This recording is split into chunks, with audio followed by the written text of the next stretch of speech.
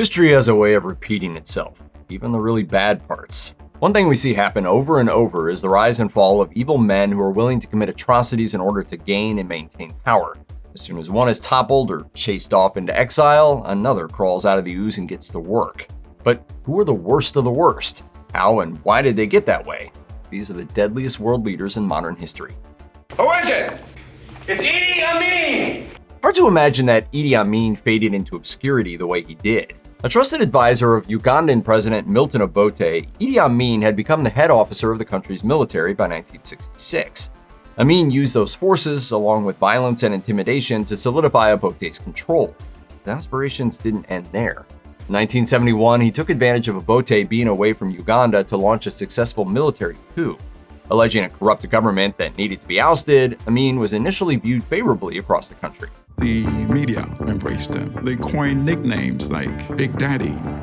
He was called the Gentle Giant. But eventually he earned a different nickname, a lasting nickname, the Butcher of Uganda. Amin acted quickly to round up anyone who opposed him, all so they could be incarcerated, tortured, and killed. His clandestine police organization, the State Research Bureau, carried out the violence at its torturing execution centers. By the time he was ousted by an invasion from Tanzania and forced into asylum in 1979, he killed as many as 500,000 of his own people. He eventually ended up in Saudi Arabia and was seldom heard from before his death in 2003. After becoming a Marxist, Joseph Yugashvili changed his name to Stalin, which means Man of Steel. Yes, a super new name. In 1917, he served the revolutionary Bolsheviks as the editor of the communist paper Pravda when the party overthrew the Tsar of Russia and slaughtered the monarch and his family. Then General Secretary of the Communist Party, Stalin succeeded Vladimir Lenin to become dictator of the Soviet Union by 1929. He put into place a plan to isolate, industrialize, and modernize the country. Those who failed to reach high production quotas or opposed Stalin in any way were imprisoned in the Gulag prison system in remote Siberia or executed. When Stalin's government collectivized and nationalized the farms, farmers held back grain and livestock in protest, going as far as killing their own animals. That bad. 5 million people died from the ensuing famine. Obsessed with rooting out anyone who could be part of the opposition in the 1930s, Stalin had 93 of his 139 Central Committee members and 81 of 103 military leaders executed. Bolstering an environment of reporting and paranoia, 3 million so-called communist opponents were identified and sent to the Siberian gulags. 750,000 died. By the time he died in 1953, Stalin was directly linked to the deaths of 20 million people. Saddam Hussein made his political debut in 1959 with an assassination attempt on Iraq's military head of state. He then rose to the ranks of the Ba'ath Party to become vice president and head of the secret police. Finally, in 1979, Hussein became Iraq's dictatorial president. At one of his first cabinet meetings, he deemed some advisors traitors, personally executed 22 officials, forcing those who were spared to assist him. That abject terror would define the regime of Saddam Hussein until he was removed from office, tried, and executed in 2006, after the 2003 invasion of Iraq by US-led forces. Hello, Satan! From 1980 to 1988, Hussein waged a war with Iran that left upwards of 800,000 people dead across both countries. Domestically, Hussein locked up hundreds of thousands of perceived enemies via the brutal secret police system. He also established a network of prisons that were hidden in plain sight, disguised as hotels and athletic facilities. Those indefinitely held were subjected to constant torture, and the number of prisoner deaths that Hussein advocated may have been as high as 200,000. One such brutal instance occurred in 1999 in response to a prison overcrowding issue, and Hussein reduced the population via mass execution of inmates. Hundreds of thousands more of Hussein's political enemies were never tried or imprisoned for their crimes. Instead, they were killed in their homes or on the streets, along with their entire families. I feel like this one is pretty obvious and doesn't need a ton of explaining, but the body count is probably higher than you thought. Adolf Hitler murdered in shockingly huge numbers and with unflinching cruelty. Convincing an economically crushed post-World War I Germany that its problems were the fault of Jewish people, Hitler and the Nazis orchestrated the biggest extermination attempt in recorded history. As they rampaged through Europe, the Nazis destroyed and took over local governments and would enact doctrines like its final solution. Besides the aforementioned Jews, the Nazis gathered up all groups declared undesirable: queer people, Roma, communists, union members, and anyone considered shiftless, which is just code for anyone they wanted to throw in a camp. this sort of feeling developed that we were helpless. As you well know, Hitler's Holocaust decimated the Jewish presence in Europe. 6 million Jews were murdered, and that number comes from the Nazis themselves. Hitler's final death toll approached a bit north of 11 million.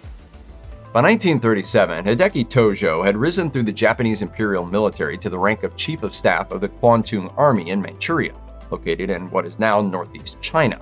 He was a prominent military leader when Japanese forces invaded China in 1937, during a 6-week-long period now known as the Nanjing Massacre. Tojo's forces sexually assaulted as many as 80,000 women and then killed some of the victims. You probably know it by the other name. The Japanese military laid waste to the city of Nanjing, then left only under-resourced reserve troops to defend it. Around 300,000 people died. Elevated to Prime Minister of Japan in 1941, Tojo was tapped to direct the country's World War II efforts. He looks at the world completely from a military point of view, and his solution to any problem is a military solution. All told, Japanese wartime atrocities amounted to between 3 million and 10 million casualties. The actual number seems to be more toward that 10 million side. After the Japanese surrender that ended World War II, Tojo was among 7 high-ranking government officials tried for war crimes. He was found guilty and executed. Between 1970 and 1973, the US was executing bombing raids on rural Cambodia during the Vietnam War. It was with this backdrop that Pol Pot and the communist Khmer Rouge built a nationalist isolationist movement, one that would do the dirty work when the party took over the country in 1975, which was rechristened as Democratic Kampuchea. Cambodians' political culture is steeped in resentment towards its neighbors. Pol Pot believed that capitalist and Western ideals had spoiled the population, and he used appalling systematic violence to purge the country of those theories and anyone who opposed him. Intellectuals, Christians, Buddhists, and Muslims were persecuted, imprisoned, and/or slaughtered, while those who remained were forced to live in communes and submit to redoctrination programs. Pol Pot aimed to create what he thought was the ideal communist society, rural and agrarian. In that experiment, 1975 became year zero as urban dwellers were sent to work on farms while all private property was confiscated and socialized. By being worked to death, tortured, starved, or killed by the military for refusing re-education or minor infractions, a total of 1.7 million Cambodians died at the hands of Pol Pot's Khmer Rouge, which accounted for nearly 25% of the country's population at the time. Countless thousands died in detention centers as well as in the killing fields around the communes. Everything came to an end in 1979 when Vietnam expelled Pol Pot and installed a sympathetic government. In June 1974, rogue military members staged a coup in Ethiopia and deposed Emperor Haile Selassie I. This is when rebellion participant and staunch Marxist Mengistu Haile Mariam became vice chair of the Provisional Military Administration Council and essentially took control of the government. In November 1974, Mengistu had his superior at the PMAC assassinated, as well as 60 high-ranking members of the Selassie administration. After an attempt to unseat him in 1977, Mengistu consolidated power and launched the Red Terror campaign. His followers carried out orders to brutally murder anyone suspected of opposing the dictator, and then left bodies in the streets.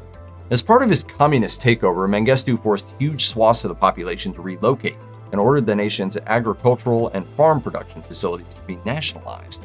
That left the Ethiopian economy already destabilized by the time droughts and famine hit in the 1980s. What little food Ethiopia had was withheld from the people on Mengistu's orders. If you're wondering where all of that USA for Africa money went, well, Mengistu's folks got their hands on a lot of it.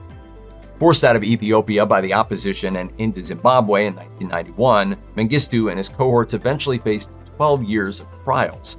In 2007, Mengistu was found guilty of genocide in absentia and sentenced to death. An estimated 50,000 Ethiopians died in the forced relocations, another 150,000 civilians were killed, and 600,000 starved to death. Mao Zedong intended for the Great Leap Forward to reinvent China, both as an idyllic communist dystopia and a world leader in industrial production. Instead, it led to a giant nosedive into the biggest famine in recorded history. Chairman Mao wanted China to attain in less than half a decade what other superpowers had taken decades to do, become a superpower through an industrial revolution built on steel manufacturing. Tens of millions of farmers and rural dwellers were conscripted into mine work and to construct crude clay smelting furnaces. Not only did the mining operations yield little usable ore, but the abandonment of large-scale farming led to less grain cultivation. You can guess what that did to China's food supply. With a terrible drought also to blame, an estimated 30 to 38 million people starved to death from 1958 to 1961. After the Great Leap Forward came Mao's Great Proletarian Cultural Revolution, which was meant to purge the CPC and China itself of anyone who wasn't on board with Mao's plans.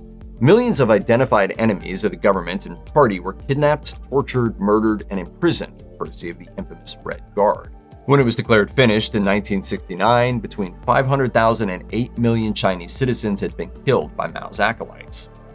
Upon becoming King of Belgium in 1865, Leopold II launched a campaign of atrocities, all in the name of making his country an imperial and colonial power. After dispatching representatives to sign treaties with area chiefs in the Congo River Basin, Leopold exerted full and singular control over a large portion of the Congo Free State from 1885 on. Private colony that functioned as a massive plantation over which the king ruled. After killing untold elephants for ivory, Leopold turned his attention to rubber in the 1890s. An increasingly valuable commodity for its many uses, Leopold discovered vast numbers of wild rubber trees in the Congo. To harvest it, he sent his 19,000-member personal army into villages, where they would enslave local men. If the men didn't reach their increasingly high rubber quotas, their families would be killed. Using similar methods in lumber and other industries, the women held hostage died of starvation in great numbers while their husbands toiled. Thousands rebelled by moving into the wilderness, where they died of exposure and starvation. Tens of thousands more died in rebellions put down by Leopold's soldiers. There were so few people left to farm and fish that the Congo experienced multiple deadly famines. All of that crushing brutality cut the population of the Congo from 20 million before Leopold arrived to 10 million by 1920.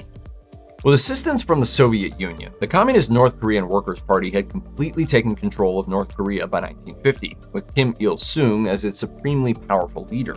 Il-sung set into place the secretive and strongly authoritarian practices by which North Korea would be governed after control passed to his son, Kim Jong-il, upon his death in 1994, and then his grandson, Kim Jong-un, in 2011. Look at North Korea really as a theocracy to create that aura that in fact, they are quote-unquote godlike.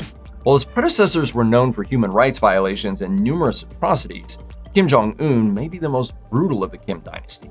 Severe punishments for acts deemed offensive to the state are a matter of course in Kim Jong-un's North Korea. I don't need my father. I am strong. In 2013, he accused his high-ranking uncle Chong Soon-tek of corruption and treason, ordered his execution, then showed off the body to surviving top officials. After 1,000 people died in flooding in 2024, the 30 state officers who were blamed were executed in public. Hundreds more government and military officials were killed under similar circumstances. South Korean TV is forbidden in North Korea, and when 2 teenagers were caught watching such shows in 2022, they were executed. Then there are the many prisoners held in labor camps situated around North Korea, where as many as 120,000 of Jong-un's purported enemies are serving sentences under terrible conditions, which includes torture. In the waning years of the once mighty Ottoman Empire, the land was ruled by the 3 Pashas. This included the Minister of War, Enver Pasha, a crucial figure in the Young Turk Revolution of 1908 that eliminated a controlling sultanate in favor of what was ostensibly a parliamentary democracy. Allied with Germany, Pasha brought the Ottoman Empire into World War I in 1914, but lost an early battle to Russia and Tsar Kamish. Pasha believed that Armenians in the region had tipped the scales against the Ottomans, a theory that led to the tragic 20th century Armenian genocide. After a few hundred intellectuals were arrested and killed, a propaganda campaign painted Armenians as enemies of the state. Consequently, the culturally distinct group was decimated in the Ottoman Empire. Pasha's squads reduced the population from 2.1 million to 388,000, including large-scale massacres from 1920 to 1923.